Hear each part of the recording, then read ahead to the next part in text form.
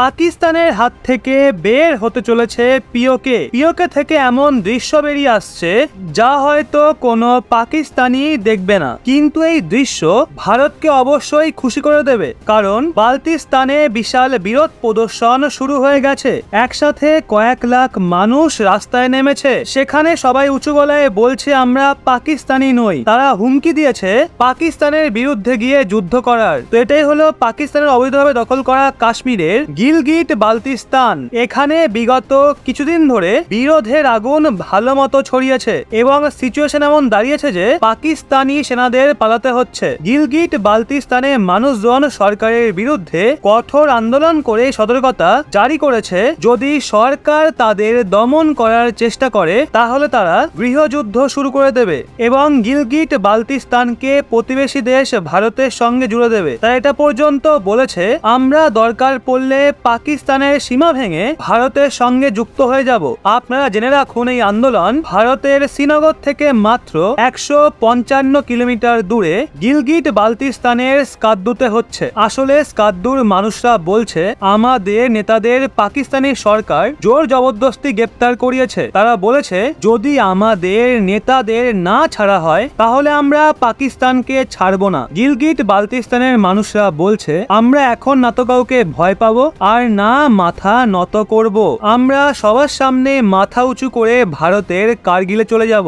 আপনাদের বলে রাখি স্কাদ্দুর মানুষরা বহু বছর ধরে পাকিস্তানি সরকার এবং পাকিস্তানি সেনার বিরোধিতা করছে। স্কার্দু ভারতের খুবই নিকটে অবস্থিত। এই এলাকায় পাকিস্তান কিছু সময় আগে একটা এয়ারপোর্ট বানিয়েছিল, যেখানে এলাকা ভারতের। প্রথমে তো এয়ারপোর্টকে ঘরোয়া ফ্লাইটের জন্য ব্যবহার করা হচ্ছিল, কিন্তু তারপর পাকিস্তান এই এয়ারপোর্টকে ইন্টারন্যাশনাল এয়ারপোর্ট বানিয়ে দেয়। কিন্তু বাড়াবাড়ি তখন হয় যখন পাকিস্তান এই এয়ারপোর্টকে সেনার এয়ারবেস রূপেও ব্যবহার করা শুরু করে দেয়। পাকিস্তান ওখানে যুদ্ধ বিমানও মোতায়েন করে দিয়েছিল। অ্যাজ ফর এক্সাম্পল, স্কার্দু থেকে ওড়ার পর পাকিস্তানের যুদ্ধ বিমান মাত্র 5 মিনিটে ভারতীয় বায়ুসীমায় প্রবেশ করতে পারবে। যদিও এই বিমান ভারতে প্রবেশ করতে পারবে না, কারণ ভারত সীমাতে মারাত্মক এয়ার ডিফেন্স সিস্টেম মোতায়েন করে রেখেছে। পাকিস্তানের যুদ্ধ বিমান ভারতের এয়ার ডিফেন্স সিস্টেমকে বিট করতে পারবে না। এমত অবস্থায় স্কাদ্দুতে ভারতের সমর্থনে আওয়াজ ওঠা পাকিস্তানের ঘুম উড়িয়ে দেওয়ার জন্য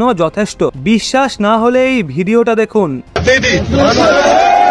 याद रखो अगर रास्ते में कोई गलत वाकया हो गया तो मौला अली को जरब लगी, तुम्हारे पैरोकारों ने मारी, लेकिन मौला ने जिन जिन को जरब मारी ये भी याद रखो हम उसके पैरोकार हैं।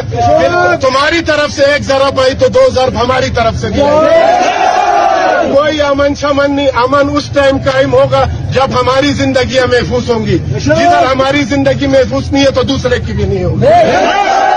तो आप तमाम से मेरी गुजारिश है, ये जेलगढ़ चौक उस टाइम तक नहीं खुलेगा जिन सरकारी दलालों ने आगा बाकिर अल हुसैनी, एक हुसैनी सादा फर्जंद ज़हरा पे पर्चा कटा।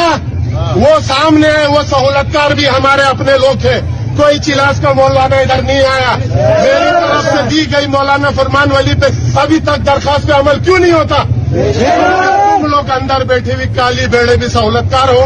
अगर तुम लोग इसी तरह सहूलतकारी करते रहोगे, नहीं जाना हमने पंजाब, नहीं जाना हमने सिंध। अगर तुम्हें तकलीफ है इस मुतनाज़ा खित्ते के शहरी को तुम अपने मुल्क में आने के लिए रास्ते में टाउट पैदा करते हो, दार एल तांगिर कोहिस्तान तक हमें नहीं जाना तुम्हारे मुल्क में। खोलो करगिल का रास्ता, खोलो हमारा तारीखी रास्ता, जाएंगे जाएंगे। ये रोड उस टाइम तक नहीं खुलेगा। अभी हमारे तमाम जवान बुजुर्ग इन सब से मैं मशावरात करूंगा। आप लोगों ने पूरा मन रहना है।